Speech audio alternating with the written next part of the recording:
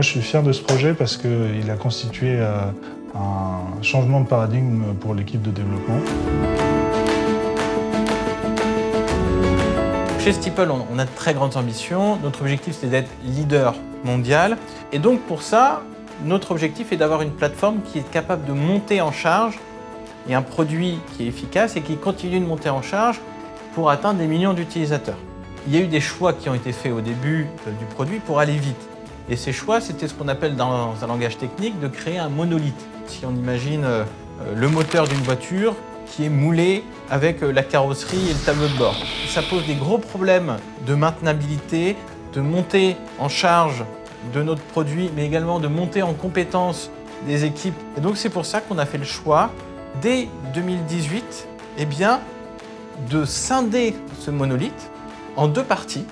Une partie back, qu'on pourrait imaginer être le moteur, et une partie front, qu'on pourrait imaginer être le tableau de bord, avec après des interconnexions qui existent entre le moteur et le tableau de bord. Il était cohérent de continuer cette transformation jusqu'au bout pour qu'on ait vraiment les deux entités qui se répondent et pas cette situation un peu hybride où un bout de la plateforme avait été migré et l'autre restait sur le fonctionnement historique. On a commencé par l'interface générale et après on est passé sur l'administration.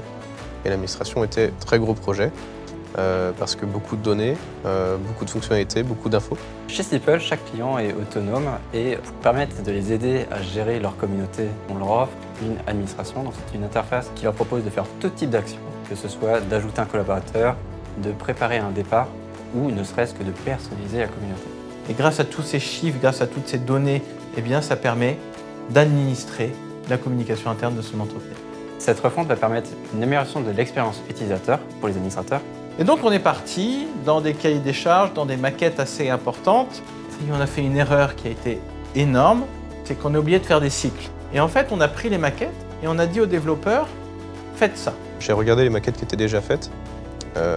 On avait quelques pages qui étaient déjà commencées, il en restait plus de la moitié. On avait aussi les modules qui étaient maquettés mais qu'on a dû revoir. À un moment, on s'est dit, on ne sera pas dans les temps. Donc on a revu toute notre méthode de gestion de projet. Pour rester toujours agile, nous avons décidé de faire section par section, commençant par la page membre, la page module, etc. etc.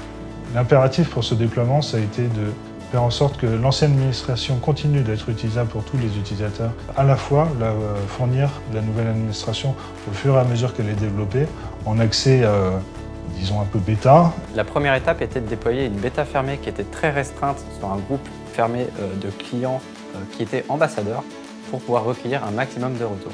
On leur demandait de tester les choses pour voir déjà si, dans un premier temps, ils rencontraient des bugs. On leur a demandé si ils trouvaient ça fluide, s'ils trouvaient ça logique. En collectant leurs retours, en corrigeant les derniers bugs et en améliorant certaines fonctionnalités, on a gagné en confiance pour pouvoir dire une nouvelle administration, par défaut maintenant, c'est l'administration. Cette plateforme d'administration des modules est prête pour accueillir des centaines de milliers de modules, qu'ils soient développés par nous ou par d'autres personnes. Je crois que ce dont je suis le plus fier, c'est qu'à travers cette administration, ça illustre notre vision à long terme de l'entreprise et de la manière dont on voit le produit comme le centre de cette entreprise.